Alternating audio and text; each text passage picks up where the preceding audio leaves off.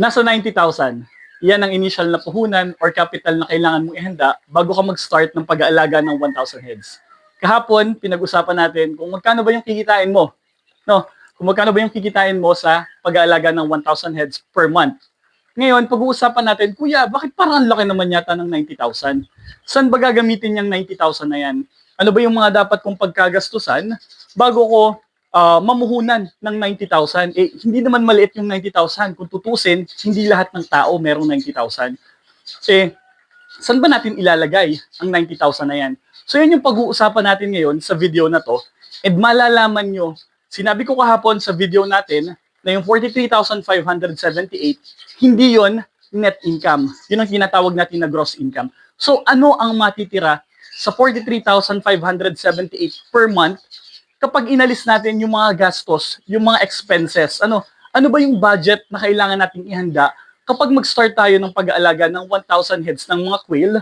And syempre, kung nag-start tayo sa RTL. Ano ba yung RTL? Ang tinatawag po na RTL ay yung mga ready to lay. Ibig sabihin, ready na sila para mangitlog. Ilang araw or ilang linggo pagka-deliver sa inyo, pwede na silang mangitlog. Basta tama ang pagpapakain, tama ang pagpapainom, at tama ang pag-aalaga. Napakadali nating mga Pilipino na maengganyo sa pagnenegosyo, lalo na kapag nakita natin na kumikita or may kumikita sa ganitong klase ng pagnenegosyo. Pero medyo bumababa yung pagnanais natin na ituloy kapag nalaman natin na, ay, ang laki pala ng puhunan. Imagine mo, 90,000, 1,000 lang yung aalagaan natin. Meron tayong tinatawag na monthly expenses kapag nag-alaga tayo ng pugo, and meron tayong tinatawag na one-time expense. So guys, alam nyo ba na ang feeds ay monthly mong kailangan bayaran? Kasi monthly, kailangan tumuka ng mga pugo, kailangan mong bumili. No? And then, meron tinatawag tayo na cages. Itong mga cages, guys, ito po ay magtatagal. So pwede mo siyang hindi isama talaga sa magiging gastos mo kasi nga para siyang investment. Ang cages po, lalo na kung ito ay gawa sa bakal, kung quality ang pagkakagawa at kung na-maintain mo after mong gamitin sa isang cycle ng pag-aalaga ng pugo, magagamit mo ng matagal. Baka hindi lang 10 taon. Kapag na-maintain mo siya, napinturahan mo, nilinis mo pagkatapos gamitin, magtatagal po ang inyong cages. So ano ba yung mga dapat nating pagkagastusan? Ano ba yung una dapat nating tingnan? Guys, ang 1,000 heads po ng mga pugo or RTL na tinatawag, nagre-range or nag-average ang presyo ngayon ng 33 pesos. So kung meron kang 1,000 alaga, technically magbabayad ka na kaagad ng 33,000. So ihahanda mo yung 33,000 mo para sa mga pugo pa lang. So ano pa yung ibang dapat pagkagastusan? So bago tayo mag-isip ng ganun, isipin niyo muna kung saan kayo kukuha ng quality ng RTL. Kasi hindi naman mababa or hindi mura ang presyo na gagastusin nyo. Yan ang magde-decide kung gaganda ba yung negosyo nyo. Kasi guys, ang dami na rin ng, hindi naman natin nilalahat. Meron talagang mga manloloko sa industriya. Bibigyan ka ng mga RTL o tinatawag nating ready to lay, hindi lahat babae. So, ang laki ng tsansa na mababa yung production mo. Bakit? Kasi po, kapag may lalaking pugo dito sa loob ng iyong cages, technically hindi yan mangingitlog. Kahit anong gawin mo, hindi yan mangingitlog. So, sasama lang yan sa pagtuka. Kapag sumama yan sa pagtuka, gastos rin yan sa feeds. Pero ang mangingitlog lang dyan is yung mga babaeng pugo. So, dapat mamimili ka ng quality na RTL supplier. Huwag yung basta-basta nagbigay, 25 lang daw yung RTL doon. Bakit sobrang mura? Mag-isip ka. Baka hindi puro babae yung ibigay sa'yo. Baka merong mga lalaki na mapasama. Ngayon, alam nyo na kung magkano yung RTL. Magkano naman, Kuya Ace, itong cages na to? Itong cage na ginagamit mo. Ang presyo po ng cage ngayon, kung magpapagawa kayo, yung mga ready-made na quail cages na bakal, is ang presyo po niyan is 35,000. Siguro merong mas mababa and meron pang mas mataas. Pero doon tayo sa 35,000 na kalimitang presyo ng quail cage. Ano ba yung kasama dyan? Kompletong set po, 5 layers, good for 1,000 heads. Dapat meron niyang patukaan. Dapat meron niyang sahig sa mga ipot. And syempre, dapat merong painuman. So, itong quail cage, guys, ito po ay one-time expense. Parang RTL. So, technically, ito yung magpapabigat sa mga magiging gastos mo sa unang beses ng pag-aalaga mo. Bakit? Kasi mag-i-invest ka sa magandang quality ng cage. Pero hindi ko po sinasabi na ganito dapat yung cage mo. Ang sinasabi ko, uh, pag-uusapan natin yung madaling paraan ng pag-aalaga, which is kailangan mong gumastos. Pero marami ang nag-aalaga ng mga pugo sa industriyang ito na hindi ganito yung ginagamit. Merong mga kahoy, merong mga kawayan na parehas lang din namang nasa-serve yung purpose. Ano ba yung purpose ng quail cage? Mailagay yung mga pugo sa loob nang hindi sila nahihirapang kumain at uminom. At syempre, nakakapag-itlog sila ng tama. Na-harvest mo yung itlog nang hindi nababasag. So, ito ay one-time expense natin. 35,000. Yan yung kasama sa 90,000 na kailangan mong ihanda kapag mag-start ka ng pag-aalaga ng 1,000 heads. Guys, importante na meron kang matibay, quality na cage para sa inyong mga alaga. And ako, I highly suggest, hindi ko naman sa minamaliit ang mga kahoy na quail cages, pero technically guys, kung mag-i-invest ka na lang rin ng quail cage, dito ka na sa bakal. Bakit? Kasi sabi ko nga sa inyo, hindi lang 10 taon ang kayang itagal nito. Basta maayos mong na-maintain ang paggamit. Yung nasa likod ko na quail cage, kung mapapansin nyo, wala siyang laman. Hindi naman siya nababasa. Kaya hanggang ngayon, nakatayo pa rin. So, ilang taon na yan dyan. Ilang taon ko nang ginagamit at ilang salang na ako ng mga pugo dyan. Kaya mag-invest kayo ng quail cage na alam nyo na magtatagal. So, 35,000 po, idagdag natin yan doon sa ating magiging initial capital or budget sa pag-aalaga ng 1,000 heads na pugo. So okay na, Kuya Ace, alam na namin na 33,000 pala yung kailangan natin para sa RTL and kailangan ko at least 35,000 para sa cage. Ngayon, Kuya Ace, magkano kaya yung magagastos ko sa feeds? Sa 1,000 heads? Ang 1,000 heads po or ang mga RTL ay tumutuka ng around 22 grams in average sa isang araw. So kung meron kang 1,000 pugo, roughly tutukayan ng 660 kilos. So yun is nasa 13 bags po ng feeds yung kailangan mo para hindi mamatay or para makapag-provide ng magandang quality ng itlog ng inyong mga RTL sa loob ng isang buwan. And guys, yun po ay around 18,200. Yun yung initial capital para sa feeds na kailangan mong ihanda kapag mag-aalaga ka or mag-start ka ng quail farming sa 1,000 mga pugo. So guys, magpe-prepare ka ng 18,200 sa isang buwan. And guys, hindi yan one-time expense. Bakit? Yan na yung magiging monthly expense mo sa feeds. Na which is ibabawas mo yan dun sa magiging gross income mo sa 43,578 pesos na kikitain mo buwan-buwan. Mag-aalis ka na kaagad ng 18,200. Ilalaan mo na yan para sa bili or pagpapakain sa iyong mga alagang pugo. Hindi yan masakit. Bakit? Kasi yung pakain na yan is manggagaling din yan sa benta mo ng itlog. So kailangan ma-reach mo yung at least man lang sabi ko sa inyo, napakababa ng tina-target natin na production rate, 85%. So 807 eggs lang per day. And then makakaipon ka na ng pambili mo ng mga feeds para sa iyong mga alagang pugo. Guys, walang gagawing iba ang mga pugo mo dito sa loob ng cage. Tutuka lang, iinom, and syempre, bibigyan ka ng quality na itlog. So, mamimili rin kayo ng quality na feeds kapag mag-start kayo ng inyong quail farming business. So, ako hanggang ngayon, ang gamit ko pa rin is yung Jetstar Animal Feeds, yung quail layer mash nila na sobrang quality. Bakit? Kasi hindi na kinakaibot ng mga pugo. Talagang tinutukan na nila lahat.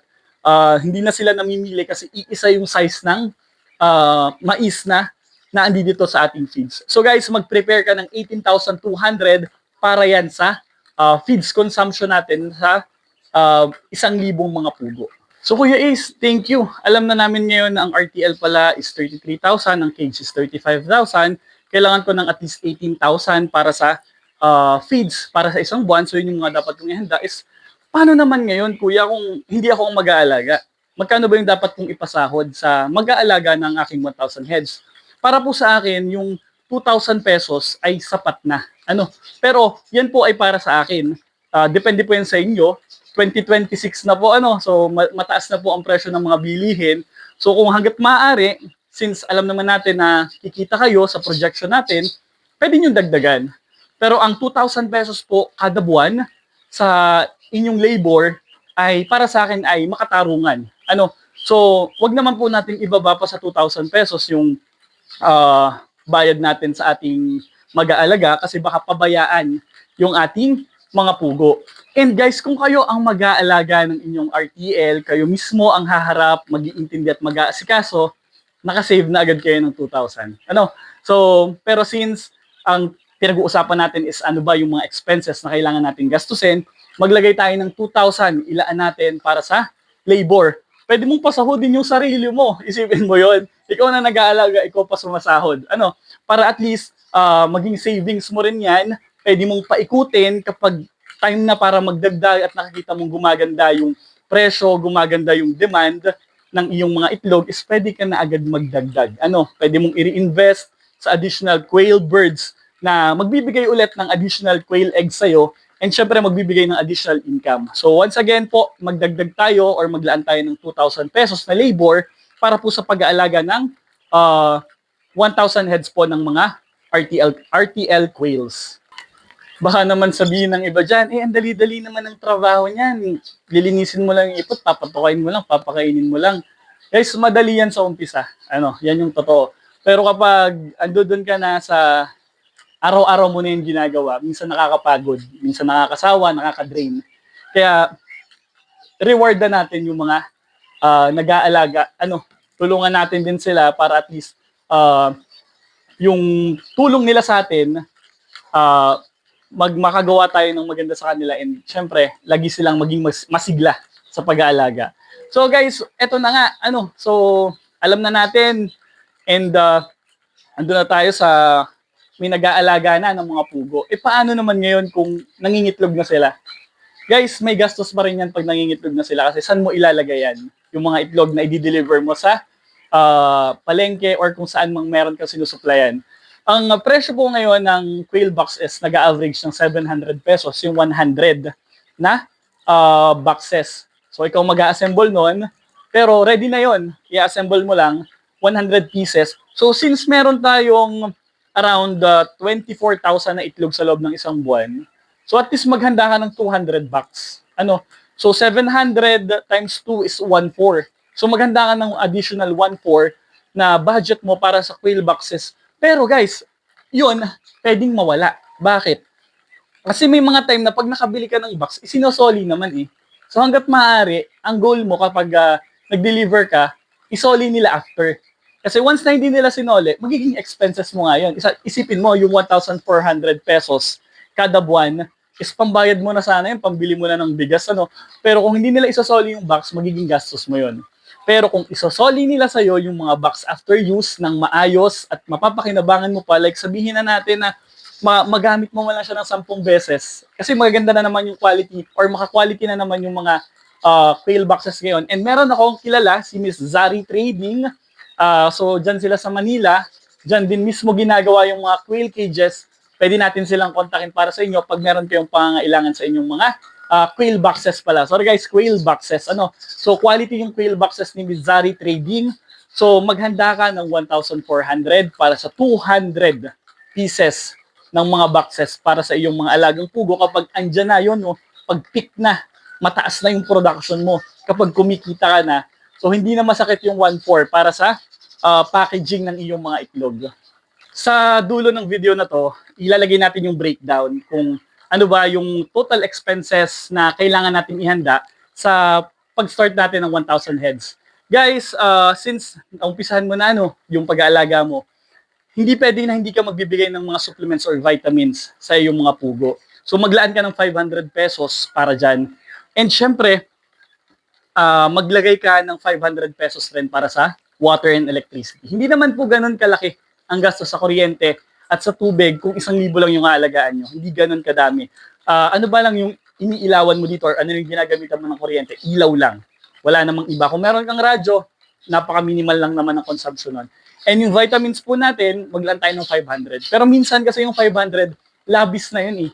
So, pwede mong alisin pa rin yan sa monthly expenses mo. Pero ako, ilaan mo na yun dyan. So, ngayon, kung hindi mo siya magastos, again, savings na ulit yon. Pwede mong i-roll over para sa pag-expand or pagdadagdag mo ng iyong mga RTL quails. Kung nakaabot ka sa part ng video na to is ngayon, malalaman mo kung ano ba yung total expenses natin. So, meron tayong 35,000 po para sa ating quail cages and then 1,000 na birds ng RTL, pugo, yan po ay 33,000. Maghanda tayo ng 18,200 para po sa ating feeds, 2,000 po sa labor, 1,400 para sa boxes, and syempre, 500 para sa kuryente at tubig, and then 500 po para sa vitamins. Kung isusuma total natin yan, yan po ay 90,600 pesos. So 90,000 yung kailangan mong ihanda. Guys, pero hindi ko sinama dyan yung building. Bakit? Yung building po kasi talaga is one-time expense. Dumidepende din yan kung magpe-prepare kayo ng mas malaking building para sa inyong future expansion. So ibang topic po yan, building at sukat ng building. So guys, 90,600. Yan yung initial capital na kailangan mo. Pero, sabi ko nga sa inyo, merong monthly expenses. Pag-uusapan natin ngayon is, ano na lang matitira Kuya Ace? Doon sa 43,578 ko na gross monthly income. Ano nga bang natira doon? So guys, huwag niyong isasama yung RTL quails and yung cages. Bakit? Mga one-time expense natin yan. Within the span of 10 months or 11 months or 12 months ng pag-aalaga nyo, hanggat maganda ang production, 85% at maganda ang presyo ng itlog, ma-ROI nyo yan. Pero dun lang muna tayo sa ano ba yung monthly expenses. First, 18,200 para sa feeds, 2,000 pesos para sa labor, and eto nga, 1,400 sa box, 500 sa ilaw at kuryente, tubig at kuryente, 500 para sa vitamins. So 43,578, alisin natin lahat yung mga gastos na yan. May matitira tayo na around 20,978. Not bad, guys. Saan mo mapupulot ang 20,978? Alis na dyan yung labor. Kung ikaw pa nag-aalaga at na-maintain mo ng maayos, solo flight, guys. Masyadong masaya ang puso mo kapag ganun yung kinikita mo monthly. Though, lalahanan mo siya ng oras, ganun talaga. Imaginein mo kung sa loob ng 10 buwan na inaalagaan mo sila at kumikita ka ng ganun, no, ng 20,978 times 10, guys. Meron kang 209,780 pesos. No? 209,780 pesos sa loob ng isang cycle ng pag-aalaga ng pugo. No? So, syempre, sabi mo, ay, pagastos na. Pero ang ganda pala ng kita. So, doon, pag natapos mo yung cycle na yun, doon mo alisin ngayon yung expense mo sa cages and then yung expense mo sa RTL. Kahit alisin mo naman yung expense mo sa RTL, ilalagay mo ulit yan sa sunod mo na pag-aalaga. So imagine guys, meron kang 20,978 net income sa loob ng isang buwan. So hindi ka ba magiging masaya niyan? Guys, kung gusto mo pang matuto, andito lang ang inyong Kuya Ace. Nag-offer po ako ng private consultation sa pag-aalaga, pag-maintain, at tamang pagpapalaki ng ating mga alagang pugo. And again guys, kung natutuwa ka sa ating videos, kung meron kang natutunan, please kindly like, share, mag-subscribe kayo sa ating channel para at least mas madami pa and mas ma-encourage pa ako na tulungan kayo sa inyong quail farming journey. Kasi kapag nakikita ko na merong nanonood, merong interesado, dyan ako lalong ginaganahang mag-upload, mag-share ng mga videos regarding nga dito sa ating pagbibusiness ng quails. Guys, kung kayo ay seryoso, kasi marami namang nanonood, hindi lang lahat seryoso. Imaginein mo, masakit gumastos ng 90,000 sa initial na pag-aalaga ng pugo. Pero once natutunan mo ang tamang pag-aalaga at kumikita ka na ng 209,000, tama ba? 209,780 pesos per cycle ng pag-aalaga ng pugo. Ewan ko na lang kung tumigil ka pa. So guys, ito yung Kuya Ace ng Quail Farming TV or Lakbay ni Alas. Huwag na huwag yung pagdududahan yung mga sarili nyo sa mga kaya at sa mga pwede nyong gawin.